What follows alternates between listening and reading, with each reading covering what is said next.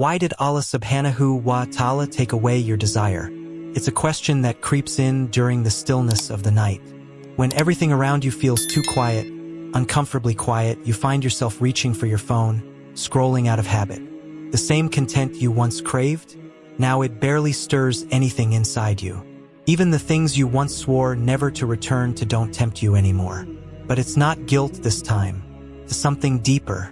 It's numbness. You whisper a du'a after wudu. Ya Allah, please bring me back. But all you hear in return is silence. At first, you think maybe it's a good thing. Finally, you're free from temptation. You even convince yourself that this is a sign of spiritual growth. But as the days turn into weeks, that silence starts feeling heavy. Not peaceful heavy. It lingers like a question no one else is asking. Am I broken? Is Allah punishing me? Or is there something else behind this emptiness? Here's the truth. You are not alone. And this isn't just about lost desire. This is about the silence Allah sometimes places in our hearts. A silence that can feel confusing, isolating, even terrifying. But maybe it's also merciful. If you found this because you're scared, uncertain, or just searching for answers, stay. Because by the end of this, you'll understand 6 reasons why this silence might not be a punishment, but a protection. No hype, no sugarcoating. Just a real, honest conversation about a pain many carry quietly, but almost no one talks about. Reason 1, burnout. Fighting a battle you couldn't name. You didn't reach this place overnight. It started a long time ago. Maybe the night you promised yourself it was the last time. You shut the tabs, cleared the search history, and whispered into the darkness. Ya Allah, please, just one more chance. But a few days later, it happened again. Same mistake, same shame, same quiet regret. So you pushed harder. You forced yourself to wake up for far, even when your eyes barely stayed open. You avoided your phone. You skipped videos your friends sent. You stayed out of conversations that could even hint at dragging you back. You tried to kill the desire by starving it. But desire doesn't die that way. And instead of starving, you were suffocating. Weeks turned into months. The cycle repeated. Resist, relapse, regret. Each round left you with less hope, less strength, less belief that you could ever change. Then, one morning, you noticed something different. You didn't feel anything. No desire, no temptation, not even guilt, just nothing. And that emptiness scared you more than the sin ever did. You wondered, did I break something inside myself? But here's something we rarely admit, especially in Muslim spaces. When you fight a private battle, day after day, for years, without ever understanding the root of your struggle, eventually you burn out. You didn't lose your desire because you were weak. You lost it because your heart couldn't keep surviving the cycle of shame, secrecy, and silent warfare. And Allah, Al-Latif, the most gentle, sees battles no one else can see. Sometimes, instead of asking you to fight harder, He removes the battlefield altogether. Not to punish you, but to protect you. Remember the words of the Prophet. This religion is easy, and whoever overburdens himself in religion will not be able to continue in that way. Bukhari, you tried so hard. You carried your pain in silence, thinking your suffering proved your sincerity. But Allah never asked you to carry this alone. Your soul wasn't created to live in constant isolation and shame. This silence you're feeling, the numbness that scares you, isn't your downfall. It's your heart finally catching its breath. Allah paused your desire not because you failed, but because you needed to rest. But maybe, just maybe, the numbness wasn't because you were failing. Maybe it was because you wouldn't admit how exhausted you were from fighting alone. You prayed for purity. You begged for relief, but you imagined relief would feel like peace, not this cold, quiet emptiness. Yet sometimes, relief feels exactly like that. Stillness, silence, space. You weren't broken. You were just tired. And maybe this pause is Allah subhanahu wa ta'ala giving your heart permission to rest, recover, and heal before desire returns. Cleaner, safer, and ready for a new beginning. But what if there's more to this silence? What if your heart wasn't just fighting internal battles but external ones too? What if those battles didn't begin in your soul, but on a screen? Reason 2, you overstimulated your brain until desire crashed. Here's what no one ever tells you. Your brain isn't built for infinite input. When you constantly feed it rapid flashes of beauty, scandal, dopamine, even if you never cross the line into a haram relationship, your brain is still keeping score. Every reel, every accidental visit to the explore page, every comment section you lingered on, knowing what it would do to your imagination. And here's what people rarely say out loud. Your sex drive doesn't always fade because you're spiritually elevated or physically broken. Sometimes it vanishes because your mind is overloaded. Desire didn't die, it drowned. Have you ever been so overstimulated that your body just gave up?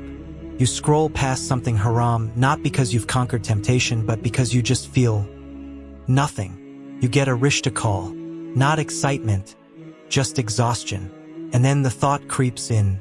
Am I broken? Will I even feel anything when I'm married?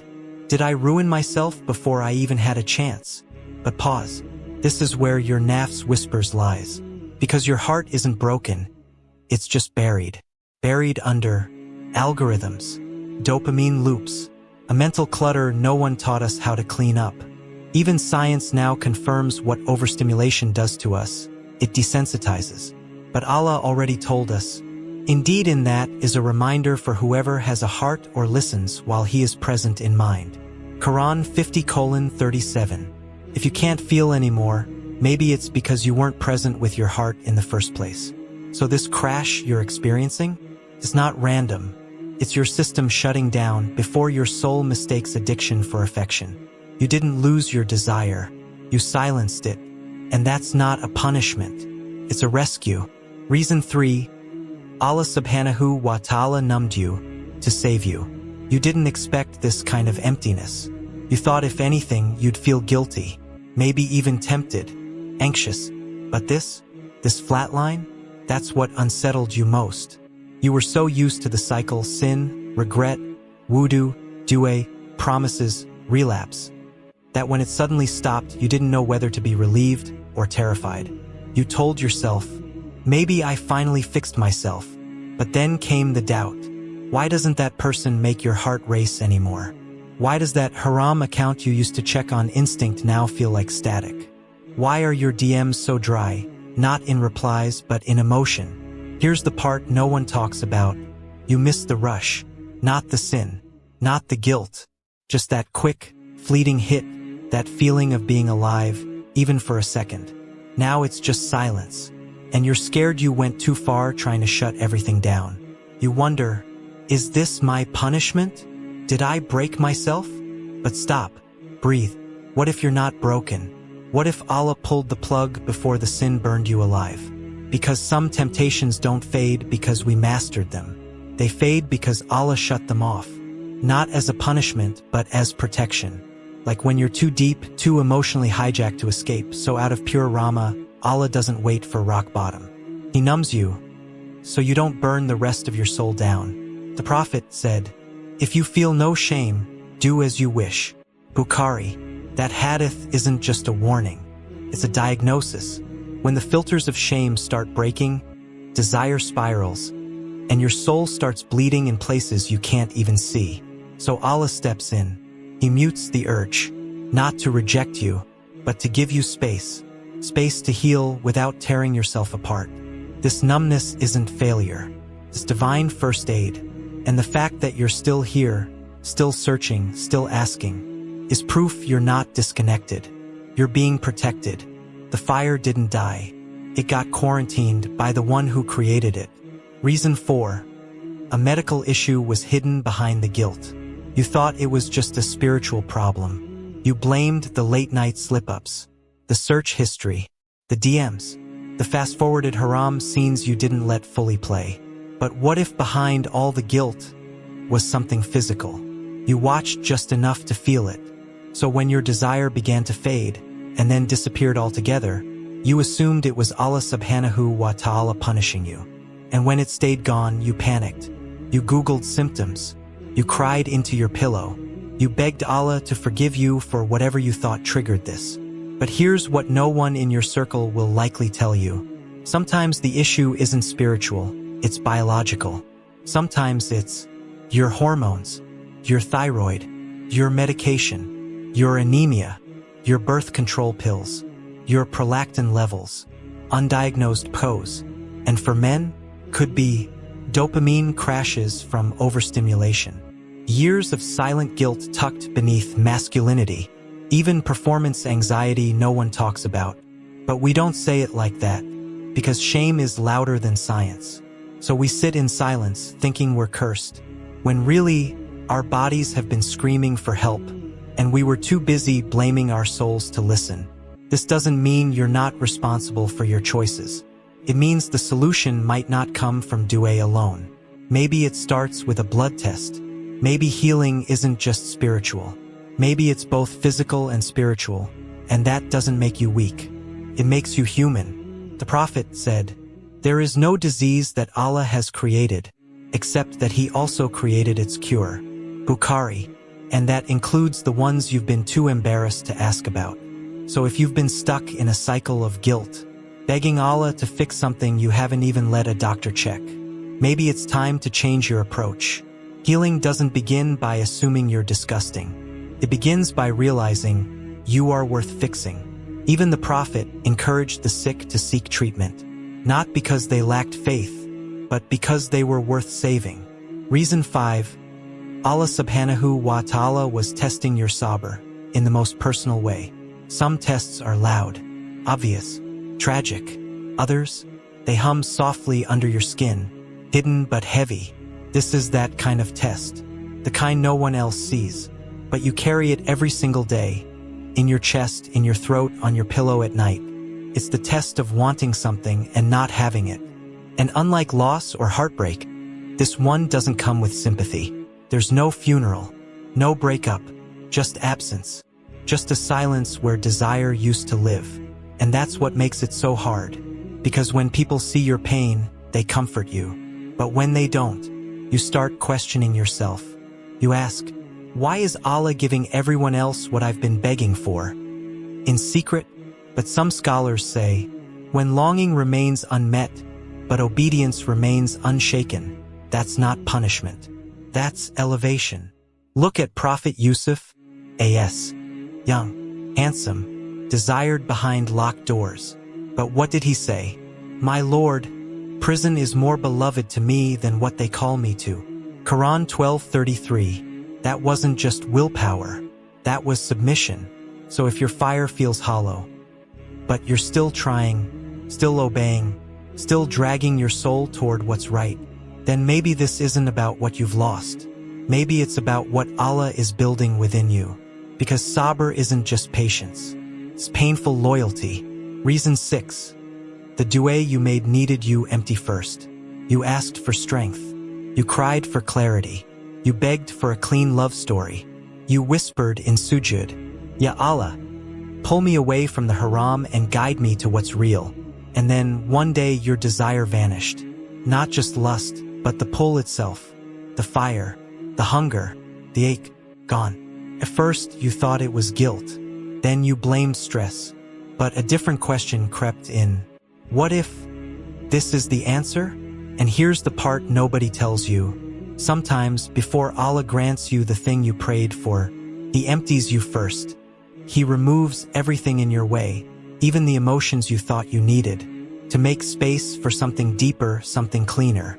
You asked for something pure, but purity requires space, and space requires surrender. So maybe this silence isn't your failure. It's the foundation of your next chapter, a chapter where desire returns, not in the form of craving, but in the form of commitment, of peace, of a love that doesn't come with regret. And maybe that love starts with you. So no, you're not broken. This numbness isn't your end. It's just the pause before the rebuild. It's not a punishment. It's a sign that Allah is still holding you, even in the silence. You're not disconnected. You're being protected. And if you're still here, still listening, still hoping, then trust this. Your story isn't over. It's just beginning. Allah accepted your du'a by stripping away what blocked it. You made du'a, begged for healing, begged for love, begged for clarity, and then everything began to disappear. That person you couldn't let go of, suddenly gone. That routine that drained your soul, disrupted. That temptation you kept falling into, numbed without warning. Why? Because to give you what you prayed for, Allah had to remove what was blocking the way, even if it was something you thought you needed. Sometimes, something in you has to die before the thing you asked for can be born. Allah doesn't always open the right door by handing you the key. Sometimes, He locks the wrong ones shut, so you don't crawl back when things get hard. You asked for healing, but assumed it would feel warm. You asked for marriage, but thought you'd feel whole first. You asked for purpose, but didn't expect to be emptied to the bone before it came. But du'a isn't just about receiving. It's about becoming the person who can carry what you asked for. And sometimes, that process starts with silence, right where desire used to live. So maybe, just maybe, this isn't a glitch. It's not punishment. It's not proof that you're broken. Maybe it's Allah giving you the one thing your du'a never mentioned, but your soul needed most. Stillness. Because when your body quiets down, your patterns get loud. You start to notice how many of your old habits were built on chasing feelings, not truth. How many late-night slip-ups were just loneliness dressed in dopamine. How often you called it love when it was really need. And how unchecked desire isn't love. It's how we drown slowly while calling it swimming. So if you've lost your sex drive, if things feel flat, numb, or strangely calm, don't rush to panic. Don't overanalyze it. Don't let culture convince you that silence equals failure. Sometimes, Allah takes something away to build something better, not just in your body, but in your habits, your attention, your relationship with Him. And when He brings desire back, and if He does, it will return in a form that fits the version of you He's been quietly, lovingly reshaping in the dark. Until then, hold your silence like it's sacred, because it might not be a weakness. It might be a divine whisper. You're not broken, you're being rewired. Not to lose desire, but to finally deserve what it was always meant to feel like. So if you've been scared of this quiet, unsure what it means or how long it'll last, leave a small du'a in the comments. Not for your desire to come back, but for your heart to be ready when it does. Even if it's just, Ya Allah, make me pure in private like I try to appear in public. Someone might scroll down and find that du'a on a night they almost gave up. And if this reached you at just the right moment, maybe this wasn't just a video. Maybe it was part of the rewiring. Until next time.